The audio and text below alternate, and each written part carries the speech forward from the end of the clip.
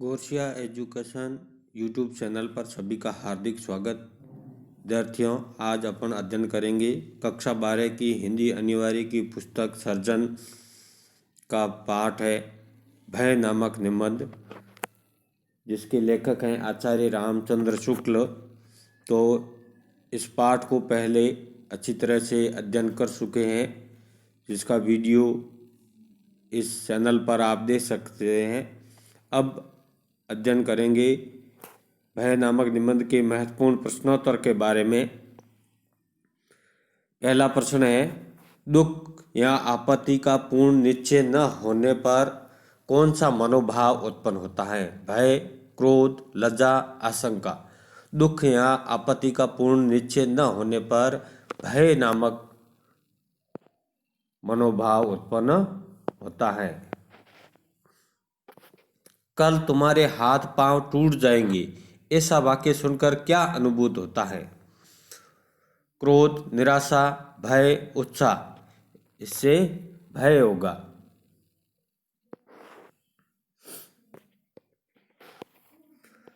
अगले हैं अति लघुत्रात्मक प्रश्न। साहसी व्यक्ति कठिनाई में फंस जाने पर क्या करता है? साहसी व्यक्ति कठिनाई में फंस जाने पर डरता नहीं है, उससे बचने का उपाय करता है। नेक्स्ट क्वेश्चन, भय क्या है? किसी भावी संकट का आभास होने और स्वयं में उससे बचने की सामर्थ्य न देकर जो मनोविकार मनुष्य के मन में पैदा होता है, उसको भय कहते हैं। भय क्या है? किसी भावी संकट का आभास होना और स्वयं उससे बचने का सामर्थ्य न देखकर जो मनोविकार उत्पन्न होता है मनुष्य के मन में, उसको भय कहते हैं। नेक्स्ट क्वेश्चन, क्रोध और भय में क्या अंतर है? क्रोध के लिए भय का कारक ज्ञान का होना आवश्यक है, किंतु भय के लिए इतना जानना ही बहुत है कि संकट आएगा अथवा हानि होगी। अंतर क्या हुआ क्रोध में? क्रोध के लिए भय कारक का ज्ञान होना आवश्यक है, परंतु भय के लिए इतना जानना ही बहुत है कि संकट आएगा अथवा हानि होगी। ये भय और क्रोध में अंतर है। नेक्स्ट क्वेश्चन, भय भीरुता में कब बदल जाती है? जब भय व्यक्ति का स्वभाव बन जाता है तो वो भीरुता में बदल जाता है। नेक्स्ट क्वेश्चन, ऐसी कौन सी भीरुता है जिसकी प्रशंसा होती है? संसार में एकमात्र भीरुता है जिसकी प्रशंसा होती है, वह है धर्म भीरुता। लघुत्रात्मक प्रश्न, आशंका और भय में अंतर स्पष्ट कीजिए। आशंका और भय में क्या अंतर है? किसी भावी आपत्ति की भावना अथवा दुख के कारण का पता चलने पर मन में उत्पन्न होने वाले आवेगपूर्ण मनोविकार को भय कहते हैं, और आशंका एक ऐसा आवेग रहित मनोविकार है जो दुख की संभावना के अनुमान से ही उत्पन्न हो जाता है। ये भय और आशंका में अंतर है।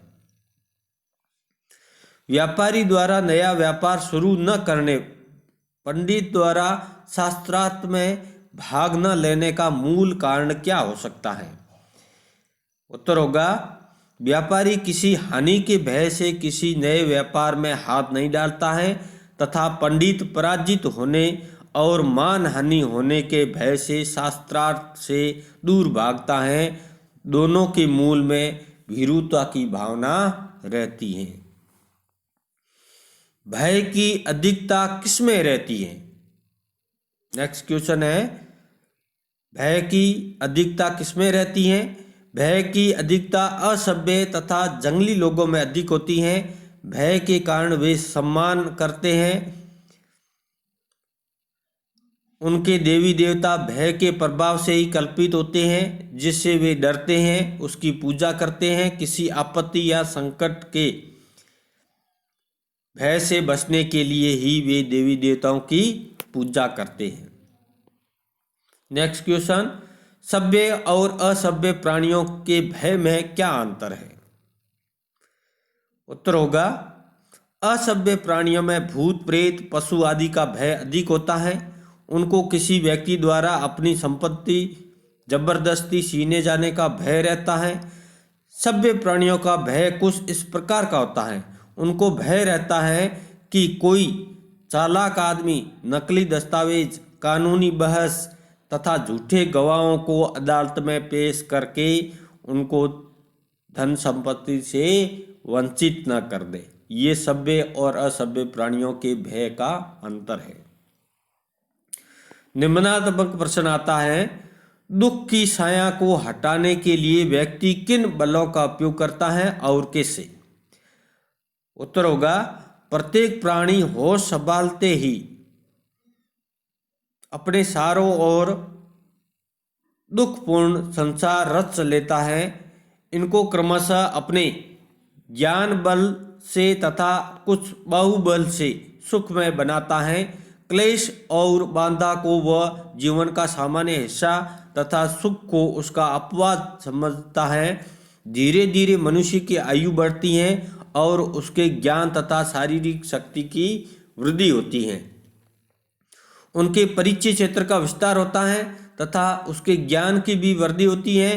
पहले वह अपने माता पिता के संपर्क में आता है, धीरे धीरे परिवार तथा बहुत से लोग उसके सामने प्रतिदिन आते हैं। वह जान लेता है कि ये लोग उसको सुख पहुंचाएंगे, दुख नहीं देंगे। धीरे धीरे उसकी झिझक खुल जाती है, उसका ज्ञान बढ़ता जाता है, उसका आत्मबल और शारीरिक बल भी बढ़ता जाता है। तब वह दुख से मुक्त होने के लिए, सुख पाने के लिए उनका उपयोग करता है। अपने आसपास के पशुओं, लोगों, विश्वासों आदि से दुखी होने का जो भय उनके मन में रहता है वह धीरे धीरे दूर होता है। शारीरिक बल की वृद्धि भी उसमें आत्मविश्वास पैदा करती है तथा उसको सुख सहन और उसे हटाकर सुख पाने की, उसको दुख सहने तथा उसे हटाकर सुख पाने की अपनी शक्ति पर विश्वास हो जाता है। यह सब धीरे धीरे विकास के सामान्य नियम के अनुसार होता है। नेक्स्ट क्वेश्चन आता है, सभ्यता से अंतर केवल इतना पड़ा है कि दुख दान की विद्या बहुत गूढ़ और जटिल हो गई है। इस पंक्ति का आशय स्पष्ट कीजिए। उत्तर होगा, आगामी दुख की कल्पना या संभावना से मनुष्य भयभीत होता रहता है। आरंभ में उसको अपरिचितों, पशुओं, कुछ प्रचलित काल्पनिक विश्वासों से डर लगता है। संसार में दुख को वह अपने चारों ओर बिखरा पाता है। दुख के कारण ही सर्वत्र उपस्थित रहते हैं। असभ्य जातियों में दूसरों से कष्ट पाने तथा भयभीत होने का भाव अधिक पाया जाता है। सभ्यता का विकास होने पर मनुष्य को भरोसा हो जाता है कि लोग उसको दुख नहीं पहुंचाएंगे, समाज और कानून उनको ऐसा नहीं करने देगा। सशक्त जन अशक्तों को दुख देते ही हैं। धन संपन्न लोग तथा देश निर्धन का शोषण करते हैं। दूसरों को दुख देने की ये परंपरा नई नहीं है। सभ्यता के विकास के साथ दूसरों को दुखी करने और सताने के तरीके अवश्य बदल गए हैं। पहले कोई शक्तिशाली मनुष्य दूसरे के बाग बगीचे, जमीन, घर, मकान, रुपया, पैसा आदि को जबरदस्ती उससे छीन लेता था और वह कुछ नहीं कर पाता था। लूटपाट का ये रूप सभ्यता के विकास के साथ बदल गया है। अब बलात् अपनी संपत्ति छीने जाने का डर तो मनुष्य को नहीं सताता है, परंतु उसका एक दूसरा रूप उसको आतंकित करता है। आज कोई चालाक आदमी नकली कानूनी दस्तावेज तैयार कर, झूठे गवाह अदालत में पेश करके तथा वकीलों को पैसा देकर अदालत में बहस कराकर किसी दूसरे की संपत्ति को हड़पने में समर्थ हो सकता है। कानून का सहारा लेकर वह उसको उसकी संपत्ति से वंचित कर सकता है तथा स्वयं उसका मालिक बन सकता है। नेक्स्ट क्वेश्चन, भय के साध्य और असाध्य दो रूपों का उदाहरण सहित समझाइए। भय के साध्य और असाध्य दो रूप हैं। असाध्य वह रूप है जिसका निवारण प्रयत्न करने पर भी न हो सके अथवा असंभव जान पड़े। उसका साध्य रूप, भय का साध्य रूप वह होता है कि जिसको प्रयत्न पूर्वक दूर किया जा सकता है। भय के किसी कारक से यदि हम प्रयत्न करके बच सकते हैं तो वह उसका साध्य रूप माना जाएगा। इसका उदाहरण है, दो मित्र आपस में बातचीत करते हुए प्रसन्नतापूर्वक एक पहाड़ी नदी के किनारे जा रहे हैं। अचानक उनको किसी शेर की दहाड़ सुनाई देती है। इससे वे भयभीत हो उठते हैं तथा शेर से बचने के लिए भाग जाते हैं, अथवा किसी स्थान पर छिप जाते हैं, अथवा किसी पेड़ पर चढ़ जाते हैं। इस प्रकार उनकी रक्षा हो जाती है। उनके इस भय को प्रयत्न साध्य कहेंगे। भय का कौन सा रूप साध्य है अथवा कौन सा असाध्य है, इसका निश्चय मनुष्य की स्वभाव पर निर्भर करता है। मनुष्य की व्यवस्था तथा अक्षमता की अनुभूति के कारण ही किसी भावी कष्ट की अनिवार्यता निश्चित होती है। यदि मनुष्य साहसी होता है तो वह भयभीत नहीं होता है, और यदि डरता भी है तो उसे बचने का उद्योग करता है, प्रयास करता है। ऐसी स्थिति में भय का स्वरूप साध्य हो जाता है। यदि उसको दुख के निवारण का आभास नहीं होता है अथवा उसमें साहस का अभाव होता है तो वह भय के कारण स्तंभित हो जाता है तथा उसके हाथ पैर भी नहीं हिलते हैं। ऐसी स्थिति में हमें भय के असाध्य रूप के दर्शन होते हैं। नेक्स्ट क्वेश्चन, मनुष्य के भय की वासना की परिहार कैसे होता है? परिहार मतलब उनका निवारण कैसे होता है? किसी भावी आपत्ति अथवा दुख के साक्षात्कार से मनुष्य के मन में भय का भाव उत्पन्न होता है। आरंभ से ही वह अपने आसपास दुखपूर्ण वातावरण फैला देता है। उस दुख से बचने के उपाय का ज्ञान न होने से उसमें भय पैदा हो जाता है। जब बच्चा छोटा होता है तो वह सभी से डरता है। वह किसी अपरिचित को देखकर घर में घुस जाता है। पहली बार सामने आने वाले व्यक्ति तथा अज्ञात वस्तुओं के प्रति उसके मन में भय की भावना रहती है। मनुष्य के मन से इस भय के भाव का निवारण धीरे धीरे ही होता है। शारीरिक शक्ति बढ़ने के साथ ही उसका आत्मबल बढ़ता है। शनि शनि उसका ज्ञान बल भी बढ़ता है। इस वृद्धि होने पर उसके मन से दुख की छाया हटती जाती है तथा दुख के कारण निवारणीय बन जाते हैं तथा उसके प्रति भय का जो भाव उसके मन में था वह दूर हो जाता है। सभ्यता के विकास से भी भय का परिहार होता है। वैसे ही भय मनुष्य की शक्तिहीनता तथा अक्षमता का परिणाम होता है। शरीर बल तथा ज्ञान बल की वृद्धि होने पर कोई कष्ट अथवा दुख अनिवार्य नहीं रह जाता है। मनुष्य उससे मुक्त होने का उपाय करता है। ऐसी अवस्था में उस कारण से उत्पन्न भय ही उसके मन को दूर हो जाता है। उदाहरणार्थ, पहले मनुष्य भूतों और पशुओं से डरता था, किंतु अब सभ्यता के विकास के साथ उसका ज्ञान बढ़ गया है और अब इनसे नहीं डरता है।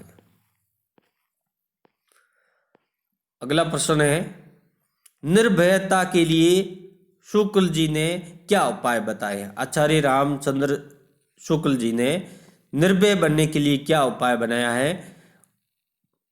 बताए हैं? उत्तर होगा, मनुष्य अपने जन्म के समय से ही अपने चारों ओर के वातावरण को दुख में पाता है और अपनी अक्षमता के वशीभूत होकर वह दुख को अनिवार्य पाता है और दुख के कारण के प्रति उसका मन भय से भर जाता है। शुक्ल जी ने निर्भीकता के लिए निम्नलिखित उपाय बताया है। पहला उपाय है शारीरिक बल में वृद्धि। शारीरिक बल में वृद्धि होने पर मनुष्य दुख के कारण को परिहार्य मान लेता है तथा उससे उसको डर नहीं लगता है। साहसी व्यक्ति निर्भीक भी होते हैं। दूसरा है ज्ञान बल। जब मनुष्य का ज्ञान बढ़ता है तो उसको भयभीत करने वाले कारणों का पता चल जाता है और उनसे बचने के उपाय ज्ञात हो जाते हैं, तब भी वह निर्भीक हो जाता है। तीसरा कारण बताया है सभ्यता का विकास। भय असभ्य तथा जंगली लोगों में अधिक होता है। सभ्यता का विकास होने पर मनुष्य में निर्भीकता आ जाती है। अपरिचितों के प्रति भय, भूत प्रेतों के प्रति भय तथा पशुओं के प्रति भय की भावना सभ्यता के विकास के साथ पुरुषों के मन में दूर हो जाती हैं। अगला उपाय बताया है सुसंस्कृति और शील। मनुष्य जब सुसंस्कृत शीलवान हो जाता है तो किसी को कष्ट देने अथवा अपनी शक्ति का प्रयोग उसको पीड़ित करने के लिए नहीं करता है। ये चीजें असभ्यता के लक्षण हैं। इनसे मुक्त होने पर मनुष्य द्वारा मनुष्य को दुख देने की संभावना न रहने पर समाज में निर्भीकता का वातावरण उत्पन्न हो जाता है। अगला उपाय बताया है पराक्रम और उत्पीड़क को दंडित करना। समाज में निर्भीकता का भाव पैदा करने के लिए असभ्य उत्पीड़न करने वाले को दंडित करने की आवश्यक है। दुष्ट लोग हर समाज में होते हैं जो सज्जनों को सताते हैं, उनको दंड द्वारा ही नियंत्रित किया जा सकता है। अगला उपाय बताया है शुक्ल जी ने आदर्श शासन व्यवस्था। संसार में अब दो सबल देशों के बीच आर्थिक स्पर्धा तथा एक सबल दूसरे निर्बल देश के मध्य शोषण की क्रिया चल रही है। इससे भी भय पैदा होता है। लोगों को शोषण से मुक्त करके ही निर्भय बनाया जा सकता है। इसके लिए शासन की सत्ता का आदर्श और न्याय प्रिय होना जरूरी है। ये निर्भय बनने के लिए आचार्य रामचंद्र शुक्ल ने उपाय बताए हैं। अब है अन्य महत्वपूर्ण प्रश्नोत्तर। शुक्ल जी के मनोविकार संबंधी निबंधों का संग्रह का नाम है चिंतामणि, अमरमणि, नागमणि, दिव्यमणि। इनका नाम है चिंतामणि। क होगा भय जब स्वभावगत हो जाता है तो कहलाता है। भय जब स्वभावगत हो जाता है तो वह भीरुता बन जाता है। क्या हो जा? भीरुता बन जाता है। इसका ग होगा।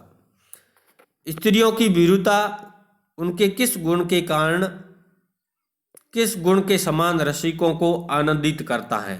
तो इसका होगा कायरता, लज्जा, पाककुशलता, सुंदरता। स्त्रियों की भीरुता उसके किस गुण के समान रसिकों को आनंदित करता है? तो उनका गुण होगा लज्जा। किस प्रकार की भीरुता प्रशंसनीय होती है?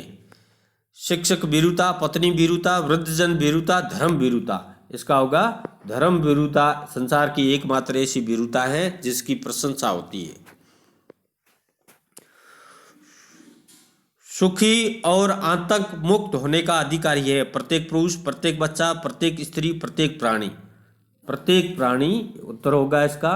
सुखी और आतंक मुक्त होने का प्रत्येक प्राणी अधिकारी है।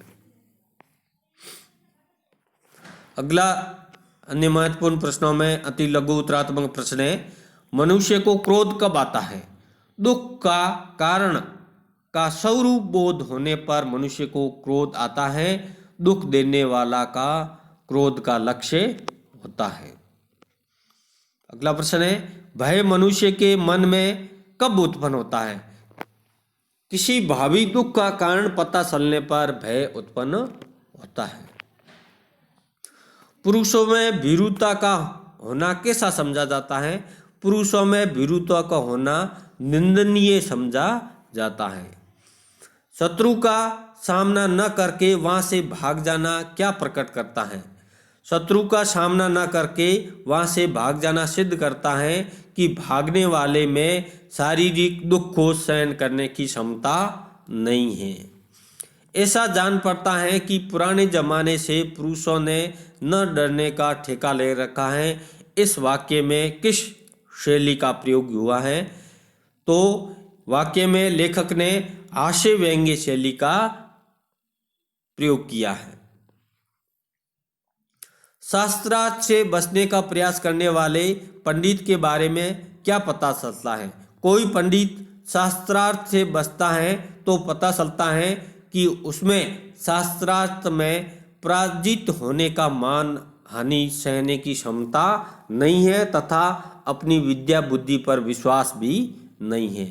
अगला प्रश्न आता है आशंका किसे कहते हैं? दुख अथवा आपत्ति का पूर्ण निश्चय न रहने पर उसकी संभावना के अनुमान से उत्पन्न होने वाले आवेग शून्य भय को क्या कहते हैं? आशंका। अगला प्रश्न है असभ्य तथा जंगली लोगों में किसकी पूजा की जाती है? असभ्य और जंगली लोग उसी की पूजा करते हैं जिससे उनको भय लगता है। मनुष्य को अब भूतों तथा पशुओं से भय नहीं लगता है, तो फिर वह किससे डरता है? मनुष्य को अब मनुष्यों से ही कष्ट पहुंचता है, अतः वह मनुष्यों से ही डरता है। नेक्स्ट क्वेश्चन, सभ्यता से अंतर केवल इतना पड़ा है, सभ्यता से क्या अंतर आया है? सभ्यता से अंतर यह पड़ा है कि दूसरों को सद्दम तरीकों से दुख दिया जाता है, खुलेआम नहीं। नेक्स्ट क्वेश्चन, सबल तथा निर्बल देशों में क्या प्रक्रिया चल रही है? सबल तथा निर्बल देशों के बीच में अर्थ शोषण अर्थात धन शोषण, अर्थव्यवस्था के शोषण की प्रक्रिया चल रही है। भय से मुक्ति में शील की क्या भूमिका है? शीलवान पुरुष किसी दूसरे को दुख नहीं देते, न ही किसी को भयभीत करते हैं। शक्ति और पुरुषार्थ द्वारा भय से कैसे बचा जा सकता है? दूसरों को भयभीत करने वाले को शक्ति और पुरुषार्थ प्रकट करके उनको दंड का भय दिखाकर भय से बचा जा सकता है। लघु उत्तरात्मक प्रश्न है। क्रोध, पहला प्रश्न है, क्रोध के कारण पर प्रभाव डालने के लिए आकुल रहता है। क्रोध दुख के कारण पर प्रभाव डालने के लिए आकुल रहता है और भय उसकी पहुंच से बाहर होने के लिए। इस वाक्य का आशय स्पष्ट कीजिए। क्रोध और भय ये दोनों ही मनोविकार है। क्रोध जब उत्पन्न होता है तब मनुष्य को पता हो जाता है कि उसको दुख किसके कारण पहुंचेगा अथवा पहुंचना संभव है। यदि दुख का कारण कोई चेतन प्राणी होता है तथा उसने जानबूझकर दुख पहुंचाया होगा तो क्रोध उत्पन्न होगा। मनुष्य जब भावी दुख के कारण के सामने होता है तो उसके मन में भय उत्पन्न होता है तथा वह उससे बचने के लिए प्रयत्नशील होता है। भय मनुष्य को दुख के कारण की पहुंच से दूर रखने के लिए उत्पन्न होता है। ये भय और क्रोध का अंतर है। भय का विषय किन किन रूपों में सामने आता है तथा उनमें क्या अंतर है? भय का विषय दो रूपों में सामने आता है, एक है साध्य तथा दूसरा है असाध्य। जब भय का निवारण प्रयत्न से संभव हो जाता है तो उसको प्रयत्न साध्य विषय कहते हैं। इसके विपरीत जब भय के विषय का प्रयत्न करने पर निवारण न हो अथवा निवारण होने की संभावना न हो तो उसको असाध्य भय कहते हैं। नेक्स्ट क्वेश्चन, मनुष्य स्तंभित कब हो जाता है? तब उसकी शारीरिक दशा कैसी होती है?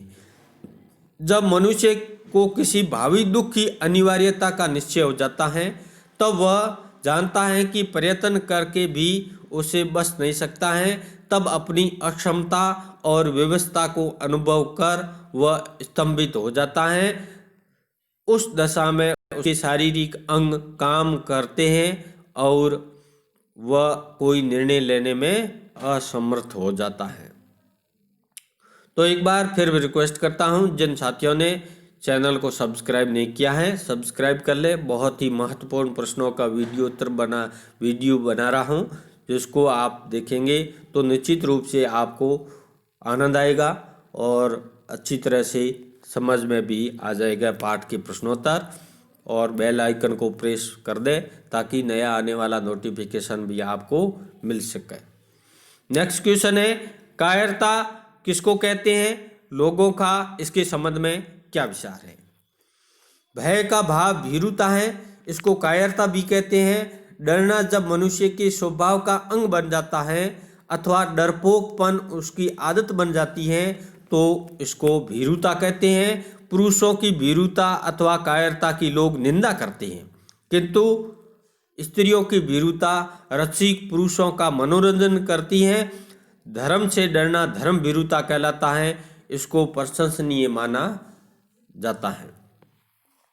नेक्स्ट क्वेश्चन, जीवन के और अनेक व्यापारों में भी भीरुता दिखाई देती है। लेखक के अनुसार वे व्यापार कौन कौन से हैं?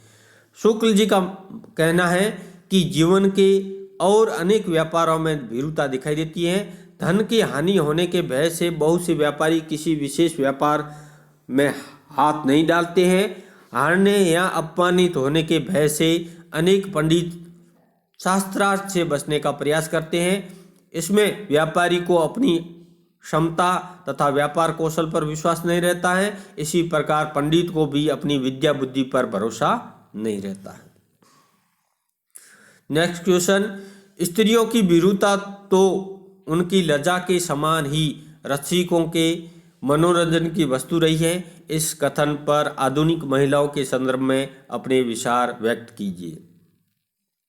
स्त्रियां स्वभाव से डरपोक होती हैं। उनकी भीरुता निंदनीय नहीं मानी जाती है। उनकी भीरुता पुरुषों की विनोद का कारण होती है। आधुनिक महिलाएं भीरू नहीं होती हैं। आजकल वे पुलिस सेना में भी कार्य कर रही हैं। बदमाशों तथा लुटेरों से महिलाओं द्वारा लोहा लेने के समाचार अखबारों में छपते ही रहते हैं। समाज में स्त्रियों को भी प्रत्येक क्षेत्र में पुरुषों की समानता प्राप्त है। नेक्स्ट क्वेश्चन, धर्म भीरुता क्या है? क्या आपके मत में वह प्रशंसनीय है? धर्म भीरुता का अर्थ होता है धर्म से भयभीत होना। भीरुता तो मनुष्य का अवगुण माना जाता है तथा उसकी निंदा होती है, किंतु धर्म भीरुता से प्रशंसा होती है, वह मनुष्य का सद्गुण माना जाता है। मेरे विचार से धर्म से नहीं अधर्म से डरना उचित है। अतः इसको अधर्म भीरुता कहना अधिक ठीक है। मेरे मत में धर्म की प्रेरणा तो अनेक महापुरुषों तथा धार्मिक ग्रंथों द्वारा की गई है। अतः धर्म भीरुता की नहीं अधर्म भीरुता की प्रशंसा होनी चाहिए। नेक्स्ट क्वेश्चन, आशंका किसको कहते हैं? सावधान स्पष्ट कीजिए। आशंका में निश्चय कम तथा संभावना अधिक होती है। दुख अथवा आपत्ति का पूर्ण निश्चय न रहने पर उसकी संभावना के अनुमान से जो आवेग अधिक भय रहता है, आवेग रहित भय होता है, उसको आशंका कहते हैं। जंगल के रास्ते पर जाते हुए कोई पथिक सोचे कि मार्ग में कोई चीता मिल सकता है, किंतु पूर्ण निश्चय के अभाव में वह मार्ग पर चलता रहे, माने नहीं तो उसके मन का यह भाव आशंका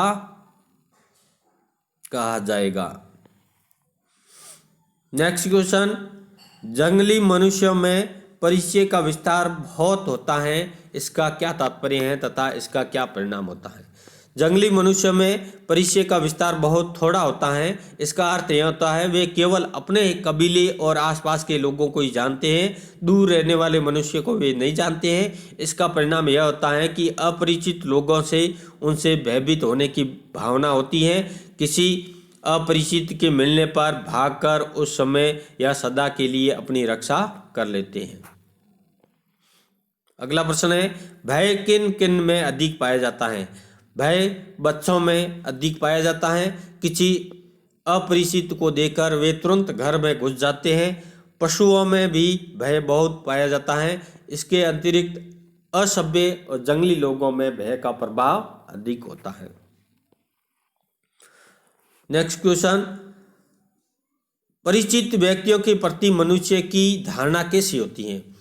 परिचित व्यक्तियों के प्रति मनुष्य की धारणा उन पर विश्वास करने की होती है। जैसे जैसे परिचय बढ़ता है वैसे वैसे ही यह धारणा मजबूत होती चली जाती है। बचपन में हम अपने माता पिता तथा प्रतिदिन संपर्क में आने वाले कुछ थोड़े ही व्यक्तियों पर विश्वास करते थे। हमारी धारणा यह होती है कि वे हमको हानि या दुख नहीं पहुंचाएंगे। समस्त मनुष्य जाति की सभ्यता के विकास का यही क्रम रहा है।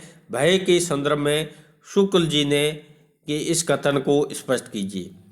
उत्तर होगा, असभ्य तथा जंगली जातियों में भय अधिक होता है। उनको अपरिचित तथा अज्ञात लोगों को और वस्तुओं को दुख पहुंचने का डर रहता है। मनुष्य में ज्ञान, शरीर तथा मन की शक्ति के बढ़ने से वह स्वयं को दुख से दूर रखने में समर्थ होता है। उसका अनेक मनुष्य तथा नवीन वस्तुओं के संपर्क में आने का अभ्यास बढ़ता है। ऐसी स्थिति में उनके प्रति भय का भाव भी कम हो जाता है। इस प्रकार सभ्यता के विकास के साथ ही भय भी कम हो जाता है।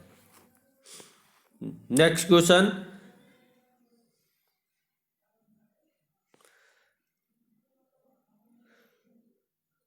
सभ्यता का विकास होने से पूर्व मनुष्य को कैसा भय रहता था जो अब नहीं है? इस संबंध में आपका क्या कहना है? सभ्यता के वर्तमान रूप से पहले मनुष्य को यह भय रहता था कि कोई जबरदस्ती उसके खेत, मकान, रुपया, पैसा, संपत्ति आदि छीन लेगा। लूट, चोरी, डकैती का भय लोगों को रहता था। आज सभ्यता के विकास होने पर लोगों को इस भय से मुक्ति मिल गई है। प्रशासन तथा पुलिस की व्यवस्था ने इस प्रकार का भय कम कर दिया है। इस प्रकार भय पूर्णतः निर्मूल हो गया है। ऐसा मैं नहीं मानता कि आज भी लूट, डकैती, रोड हेल्ड अप आदि की अनेक घटनाएं होती भी हैं। अगला प्रश्न है, आजकल के मनुष्य को किनके भय से मुक्ति मिल गई है तथा किन से भय अभी तक बना हुआ है? आजकल मनुष्य को भूतों के भय से मुक्ति मिल गई है। पशुओं का भय भी उसको नहीं है, किंतु मनुष्य को मनुष्य से भी अभी भी भय बना हुआ है। इस भय से मुक्त होने की कोई लक्षण भी दिखाई नहीं देता है। अब मनुष्य के दुख का कारण मनुष्य ही है। जैसे जैसे आधुनिकता बढ़ रही है उसी के अनुपात में मनुष्य से मनुष्य में भय की वृद्धि हो रही है। अगला प्रश्न है, उनका अर्थात भय का शोभकारक रूप बहुत से आवरणों के भीतर ढका गया है। भय का शोभकारक रूप क्या है? वे आवरण कौन से हैं जिनसे उनका शोभकारक रूप ढक जाता है? कोई आकर जबरदस्ती किसी का खेत, बाग, बगीचा, घर, मकान, रुपया, पैसा आदि छीन ले, यह भय का शोभकारक रूप है। सुदृढ़ शासन व्यवस्था के अभाव में पहले यह भय बना रहता था। भय के इस रूप का छल, कपट तथा बनावटी आचरण का पर्दा पड़ गया है। यह पर्दा या आचरण है नकली दस्तावेज तैयार करना, झूठी गवाह प्रस्तुत करना, अदालत में जिरह करके इन वस्तुओं के स्वामित्व से किसी को वंचित कर देना। सबल देशों के बीच कैसा संघर्ष चल रहा है? आजकल दो शक्तिशाली देशों के मध्य आर्थिक संघर्ष चल रहा है। सभी देश अपने यहाँ उत्पादित माल का निर्यात अन्य देशों में करके धनवान बनना चाहते हैं। इस स्पर्धा में दोनों के मध्य अनेक बार लड़ाई झगड़े की स्थिति उत्पन्न हो जाती है तथा दूसरे देशों के बाजार पर प्रभुत्व स्थापित करने के लिए वे एक दूसरे से टकराते हैं। सबल और निर्बल देशों के बीच अर्थ शोषण की प्रक्रिया अनवरत चल रही है। कैसे? स्पष्ट कीजिए।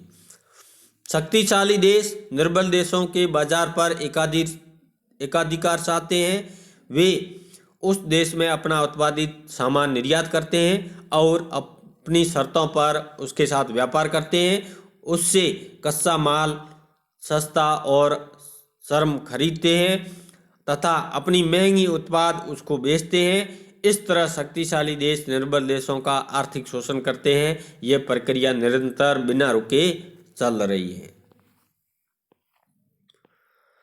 सार्वभौम वणिकवर्ती से लेखक का क्या आशय है? वणिक व्यापारी को कहते हैं। आजकल विश्व के समस्त देश व्यापारी बन चुके हैं। वे अपने यहाँ के कल कारखानों में तैयार माल को दूसरे देशों के बाजारों में बेचते हैं। इसके कारण उनमें गहरी स्पर्धा हो जाती है। वे निर्बल देशों का शोषण करते हैं। इसी को सार्वभौम वणिकवर्ती कहा गया है। शुक्ल जी के इस सार्वभौम वणिकवर्ती से उसका अनर्थ कभी न होता यदि शास्त्रवर्ती उनके लक्ष्य से अपना लक्ष्य अलग रखती। का क्या आशय है? शास्त्रवर्ती से क्या तात्पर्य है? क्षत्रवर्ती से तात्पर्य है क्षत्रिय धर्म अर्थात सुशासन। अनुचित प्रवृत्तियों के नियंत्रण में रखना ही शासन का सत्ता का कर्तव्य है। यदि देशों की शासन सत्ताएं विभिन्न देशों में व्याप्त आर्थिक स्पर्धा तथा शोषण में सहयोग न करती हैं, उनको निरंतर नियंत्रण में रखती तो संसार में होने वाले निर्धन देशों के शोषण, उत्पीड़न, उसमें व्याप्त निर्धनता को रोका जा सकता है। नेक्स्ट क्वेश्चन, अर्थोन्माद को शासन के भीतर रखने से शुक्ल जी का क्या तात्पर्य है? अर्थोन्माद का अर्थ है धन संबंधी पागलपन। आजकल समस्त संसार के देश लोग धन कमाने के लिए पागल बने हुए हैं। अर्थ उपार्जन के लिए वे उचित, अनुचित, नैतिक, अनैतिक आदि अनेक तरीकों को ठीक मानते हैं। तरीका कोई भी हो, बस धन कमाना ही उनका लक्ष्य है। इस अनुचित स्पर्धा का नियंत्रण आवश्यक है।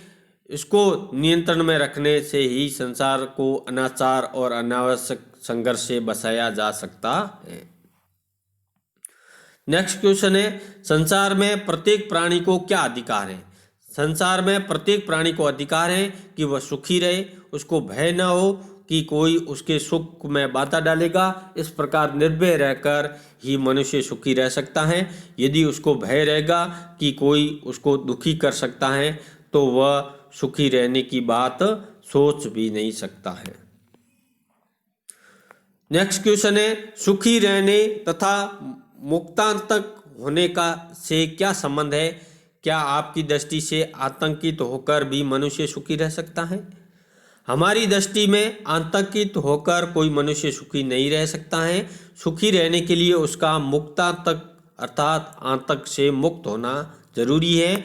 यदि उसको अपने और अपने परिवार के जीवन, अपनी संपत्ति आदि के संबंध में किसी प्रकार का भय रहेगा तो वह सुखी नहीं रह सकता। सुखी और निर्भर रहने का प्रयत्न साध्य क्यों है? सुखी और निर्भर रहने का प्रयत्न साध्य क्यों है? संसार में इतनी आपाधापी तथा अनावश्यक प्रतिस्पर्धा व्याप्त है कि विश्व का वातावरण भय से भरा हुआ है। ऐसे वातावरण में कोई न सुखी रह सकता है और न निर्भय ही रह सकता है। इसके लिए प्रयत्न करके संसार में निर्भयता का वातावरण बनाना होगा, तभी लोगों को सुख प्राप्त होगा। अगला प्रश्न है, निर्भयता के लिए कौन सी दो बातें अपेक्षित हैं? अब शुक्ल जी ने निर्भयता के संपादन की दो बातें अपेक्षित बताई हैं। पहला है, हमसे किसी को भय न हो, हम किसी को दुख न पहुंचाए। बहुत ही महत्वपूर्ण प्रश्न है कि हम किसी को भय न हो, हमसे किसी को भय न हो, हम किसी को दुख न पहुंचाए। इसके लिए समाज में शील और शिष्टाचार का होना आवश्यक है। दूसरा है, किसी में इतना साहस न हो सके कि वह हमें दुख दे सके और डरा सके। इसके लिए शक्ति और पुरुषार्थ का होना जरूरी है। दूसरों को सताने और डराने वाले में कानून का भय पैदा किया जाना चाहिए। अगला निम्नात्मक प्रश्न है, तब हमारा काम दुख मात्र से नहीं चल सकता बल्कि भागने या बचने की प्रेरणा करने वाले भय से चल सकता है। उपयुक्त कथन के आधार पर बताइए भय क्या है तथा उसकी हमारे जीवन में क्या उपयोगिता है। मनुष्य के जीवन में सुख और दुख मूल प्रवृत्तियां हैं। अनेक मनोविकार इनसे संबंधित हैं। भय नामक मनोविकार दुखात्मक संवर्ग का भाव है जिस पर मनुष्य का वंश न हो किसी ऐसे कारण से होने वाले भावी अनिष्ट के निश्चय से जो दुख होता है उसको भय कहते हैं। भय के लिए कोई कारण निर्दिष्ट होना आवश्यक नहीं है, केवल इतना पता होना पर्याप्त है कि दुख होगा या हानि होगी। भय एक प्रकार का आवेगपूर्ण अथवा स्तंभक मनोविकार है। मनुष्य के लिए किसी भावी आपदा की भावना अथवा दुख के कारण का जानना ही पर्याप्त नहीं है, उसके कारण उसके मन में भय के भाव उत्पन्न होना भी आवश्यक है। भय भी मनुष्य के जीवन में भारी उपयोगिता है। दुख के कारण से बचने के, उसको दूर हटाने में अथवा उससे भागकर अपनी रक्षा करने में भय की ही प्रेरणा स्रोत होता है। हमारे मन में उत्पन्न भय हमें बताता है कि दुख से किस प्रकार बच सकते हैं। दो व्यक्तियों को अचानक शेर की दहाड़ सुनाई देती है। शेर के आने से उनको हानि हो सकती है, इससे उनके मन में भय उत्पन्न हो जाता है। जो उनको वहाँ से भागने या पेड़ पर चढ़कर अपनी रक्षा करने की प्रेरणा देता है। यद्यपि शेर का आना यहाँ आना अनिवार्य नहीं है, वे दोनों अपने प्रयास द्वारा उससे बच सकते हैं। जब मनुष्य स्वयं को संकट को टालने में असमर्थ या विवश समझता है तो संकट अनिवार्य हो जाता है। साहस का अभाव तथा आपत्तियों को दूर करने का अभ्यास न होने पर मनुष्य स्तंभित हो जाता है, फलतः उसके हाथ पैर नहीं हिलते हैं, तब दुख अनिवार्य हो जाता है या भय का असाध्य रूप दिखाई देता है। दो व्यक्ति पहाड़ी या नदी के किनारे बैठकर सफलतापूर्वक बातें कर रहे हैं। सामने से आने वाले सिंह की दहाड़ सुनकर वे उठकर पेड़ पर चढ़ जाते हैं। उनको पेड़ पर चढ़ने की प्रेरणा देने वाला मनोविकार कौन सा है? यदि वह चुपचाप बैठे बातें करते रहे, भागे नहीं, तो इस मनोविकार को क्या कहेंगे? और दोनों में अंतर स्पष्ट कीजिए। उत्तर होगा, दो व्यक्ति पहाड़ी के किनारे बैठकर प्रसन्नतापूर्वक बातें करते हैं। एकाएक उनको शेर की दहाड़ सुनाई देती है, वे तुरंत उठकर एक पेड़ पर चढ़ जाते हैं। इस उदाहरण में उनको पेड़ पर चढ़ने की प्रेरणा देने वाला भाव भय है। किसी भी काम की भावना या दुख के कारण सामने आने पर हमारे मन में जो एक आवेगपूर्ण स्तंभित करने वाला मनोविकार उत्पन्न होता है वह भय कहलाता है। भय के लिए कारण का निर्दिष्ट होना आवश्यक नहीं है, इतना पता चलते ही कि हमको कष्ट पहुंचेगा भय उत्पन्न होता है। यह भय प्रयत्न साध्य अथवा निवारणीय स्वरूप है। यदि उनको पेड़ पर चढ़ना नहीं आता है तो अपनी विवशता या अक्षमता के कारण वे स्तंभित हो जाते हैं, उनको कोई उपाय नहीं सूझता है। यह भय का असाध्य रूप है। साहसी व्यक्ति शीघ्र भयभीत नहीं होता है, भय होने पर वह बचने का उपाय करता है। यदि वे दोनों उठकर भागे नहीं, उसी प्रकार बातें करते हैं कर रहे, तो इसको आशंका कहेंगे। जब दुख को पूर्ण निश्चय नहीं होता है और उसकी संभावना का अनुमान ही लगाया जाता है तो उसे भय उत्पन्न भय में आवेग नहीं होता है। इस आवेग शून्य भय को आशंका कहते हैं। यदि वे दोनों सोचते ही आने वाली आवाज़ शायद शेर की हो तो वे वहाँ उसी प्रकार बातें करते रहते और उनके मन में पेड़ पर चढ़ने की व्यंग्यता दिखाई नहीं देती है। भय में आवेग की तीव्रता और गहराई होती है, किंतु आशंका में आवेग शून्यता या संभावना का अनुमान और गंभीरता का अभाव होता है। उसमें असली भय न होकर भय के कारण की कल्पना मात्र होती है। नेक्स्ट क्वेश्चन है, भीरुता किसको कहते हैं? पुरानी प्रकृति की और नवीन तरह की भीरुता का विशेषण कीजिए या विशेषता बताइए। स्वभावगत भय को भीरुता कहते हैं। भय की आदत बन जाने पर उसको भीरुता कहा जाता है। इसको कायरता भी कहते हैं। भीरुता स्त्री पुरुष दोनों में पाई जाती है। पुरुषों को स्वाभाविक रूप से साहसी माना जाता है, उनकी भीरुता निंदनीय होती है, परंतु स्त्रियों की भीरुता रसिकों के मनोरंजन का विषय होती हैं। भीरु व्यक्ति को कष्ट सहन की क्षमता नहीं होती है, उस कष्ट से मुक्ति का पूर्ण विश्वास भी उसको नहीं होता है। भूतों से डरना, पशुओं से डरना भी भीरुता है। भीरुता निंदनीय होती है, किंतु धर्म भीरुता प्रशंसनीय मानी जाती है। इसको पुरानी साल की भीरुता कह सकते हैं। भीरुता नवीन प्रकार की भी होती है। यह जीवन के अन्य अनेक व्यापारों में दिखाई देती है। इस प्रकार की भीरुता में सहन करने की क्षमता और अपनी शक्ति में अविश्वास छिपा रहता है। कोई व्यापारी कभी कभी किसी नई वस्तु का व्यापार शुरू नहीं करता है, उसको इससे आर्थिक हानि होने का भय लगता है। यह व्यापारी की भी भीरुता है। उसमें आर्थिक नुकसान सहने की क्षमता तथा अपने व्यापार कौशल पर विश्वास नहीं होता है। इसी प्रकार कोई विद्वान पुरुष जब अपने विद्या बुद्धि की शक्ति पर अविश्वास होने के कारण और मान हानि होने के डर से किसी के साथ शास्त्रार्थ से बचता है तो इसको उसकी भीरुता ही माना जाएगा। ये नवीन प्रकार की भीरुता के रूप है।